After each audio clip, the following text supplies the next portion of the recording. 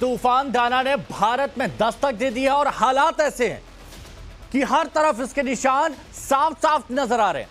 जगह जगह पेड़ गिरे हैं, रोड ब्लॉक हो गए हैं, ट्रेन रद्द हो गई है, हवाई उड़ानों पर असर हुआ है और ओडिशा, बंगाल समेत 7 ऐसे राज्य हैं जहां पर खतरे के बादल मंडरा रहे हैं।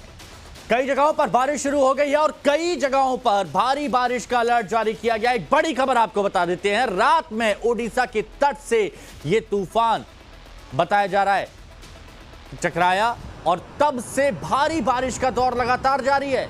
तेज हवाएं चल रही हैं, आंधी के कारण कई जगह पेड़ उखड़ गए, पेड़ों के गिरने की वजह से रास्ते बंद हो चुके हैं और यही हाल हवाई और रेल सेवाओं का भी है। 7 राज्यों में इसको लेकर अलर्ट जारी किया गया है, लेकिन हम यहां पर आपको 10 तस्वीरें दिखा रहे हैं और इन 10 तस्वीरों को आप देखेंगे तो समझेंगे कि एनडीआरएफ की टीम दिन रात जुटी हुई थी, चप्पे चप्पे पर तैनात की गई थी, कंट्रोल रूम में लगातार मॉनिटरिंग की जा रही थी। रात भर ओडिशा और उत्तर और पश्चिम बंगाल के सीएम भी कंट्रोल रूम में मौजूद थे। भारी तबाही देखने को मिली है कई जगहों पर। यह बड़ी और अहम खबर इस वक्त की आपको बता रहे हैं। दाना तूफान के लैंडफॉल के बाद भारी नुकसान हुआ, आंधी की वजह से कई जगह पेड़ गिर गए, कई जगह रास्ते भी ब्लॉक हो गए, 500 से ज्यादा ट्रेनें रद्द करनी पड़ी। हवा देखिए, सनासन ऐसी हवाएं चल रही थी। 7 राज्यों से इसको लेकर अलर्ट जारी किया गया। बिहार से लेकर आंध्र प्रदेश तक भारी बारिश का अलर्ट है। मध्य प्रदेश में भी इसका असर देखने को मिलेगा। फिलहाल सबसे ज्यादा नुकसान ओडिशा में हुआ है और इसकी तस्वीरें आपके सामने ये देखिए। आप इस तस्वीर को देखेंगे तो यहां पर आप देखेंगे कि कैसे पेड़ तेज हवाओं में आप देखिए कि झुक जा रहे हैं। ये हालात यहां पर है, इतनी तेज हवाएं यहां पर चल रही हैं। कई जगह पर बुलडोजर और जेसीबी की मदद से जो गिरे हुए पेड़ थे उनको साइड से किया गया। बहुत नुकसान पहुंचा है। कुछ 7 राज्यों की बात यहां पर की जा रही है और कितना नुकसान पहुंचा, क्या हालात है, हमारे सहयोगी राकेश पांडे की एक रिपोर्ट आपको दिखाते हैं। दाना तूफान का लैंडफॉल और उसके बाद तबाही के मंजर किस तरीके से हैं, कुछ तस्वीरें मैं आपको दिखाता हूं। भीतरकनिका फॉरेस्ट एरिया में इस वक्त हम मौजूद है, जो नेशनल पार्क है, और यहां पर आप देखिए रास्ते पर पेड़ किस तरीके से गिरे हैं और जो यहां पर कर्मी पहले से तैनात हैं वो पेड़ को काटकर रास्ता को क्लियर करने में लगे हुए हैं। तो ये एक तस्वीर है और मैं आगे चलता जाऊंगा। ये जो पूरा रास्ता है, ये रास्ता कहाँ जाता है भाई साहब? तलचुआ। ये पूरा जंगल का एरिया है? हाँ, जंगल एरिया। तो इधर कितना, अभी तो ज्यादा पेड़ गिर गया होगा फिर? दिख रहा है तो बहुत पेड़ गिर गया है ना।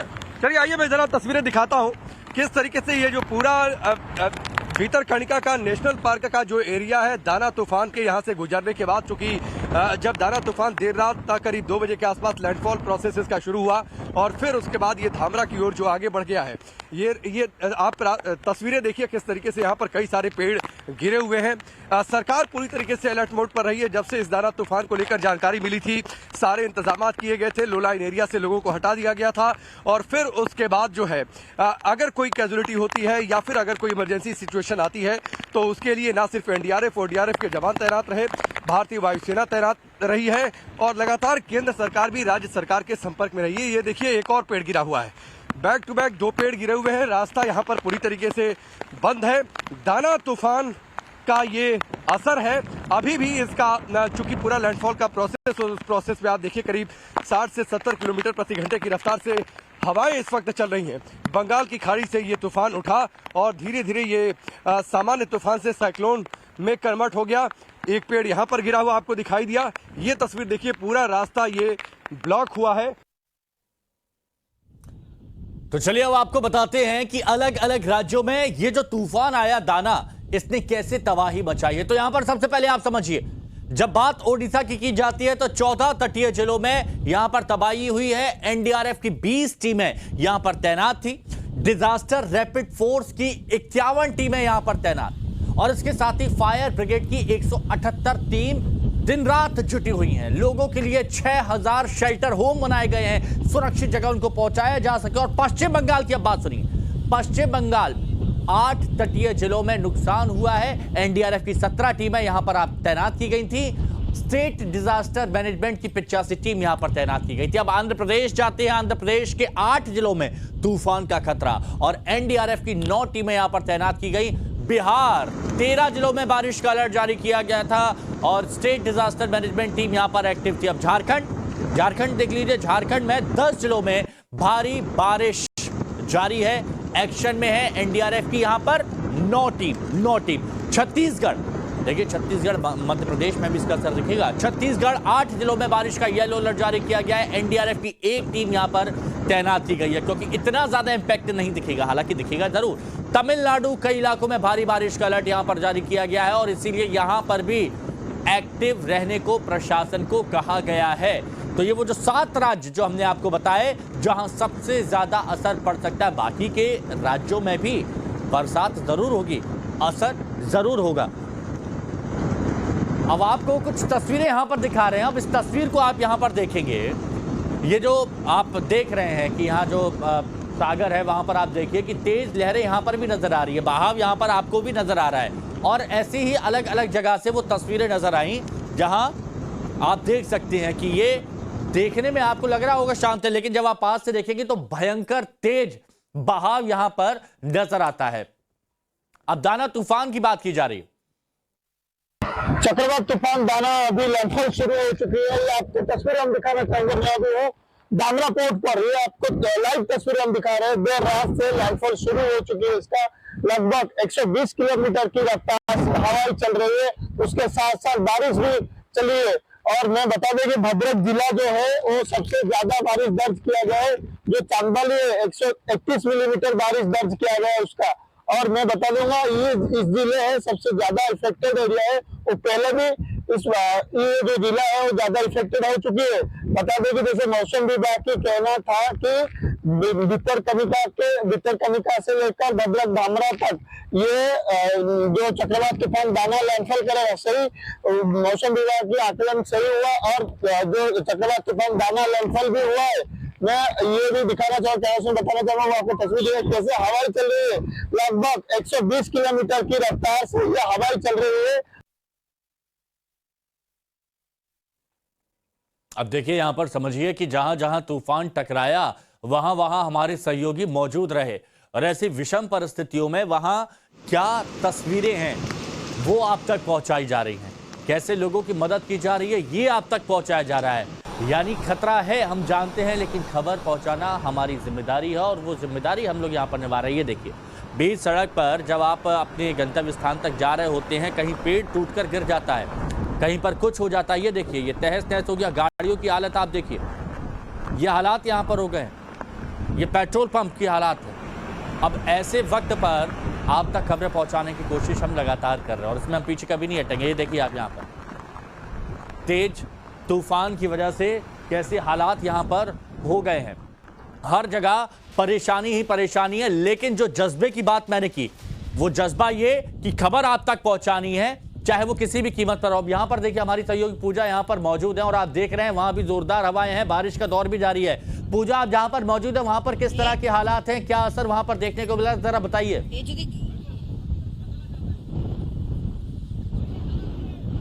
बिल्कुल, मैं आपको बता दूं, मैं पूर्वी मिदनापुर की दीघा में हूं और मेरे पीछे जो तस्वीरें हैं उससे आप अंदाजा लगा सकते हैं कि आखिरकार कितनी तेज हवाएं फिलहाल यहां पर चल रही है।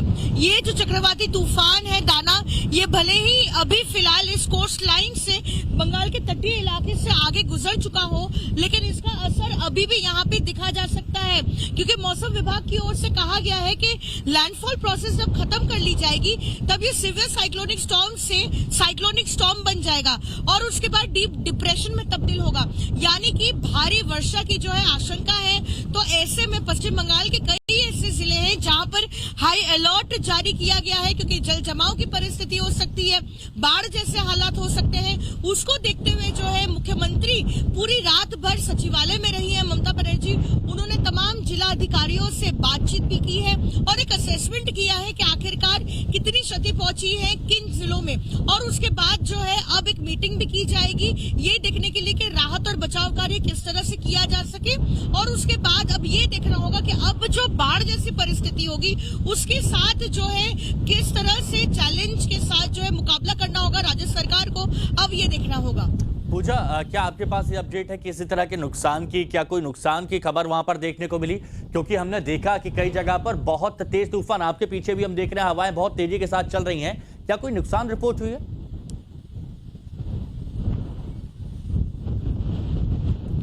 बिल्कुल, ओडिशा के मुकाबले बिल्कुल पश्चिम बंगाल में वैसा नुकसान नहीं हुआ है, लेकिन अलग अलग जगहों पर लाइट पोल्स जो है वो उखड़ गए हैं, साथ ही पेड़ गिर गए हैं। तो वो तमाम सड़कें जो है फिलहाल साफ करने की कोशिश की जा रही है और जहां जहां इलेक्ट्रिसिटी के पोल अप्रूव हुए हैं वहां पर फिर एक बार इलेक्ट्रिसिटी जो है सप्लाई किस तरह से रिज्यूम कर ली जाए उस पर ध्यान दिया जा रहा है। लेकिन ज्यादा क्षति नहीं पहुंची और उसके बाद इस जानकारी को भी जो है जिला अधिकारी थोड़ी देर में साझा करेंगे, क्योंकि लैंडफॉल की प्रक्रिया जो है वो अभी अभी खत्म हुई है।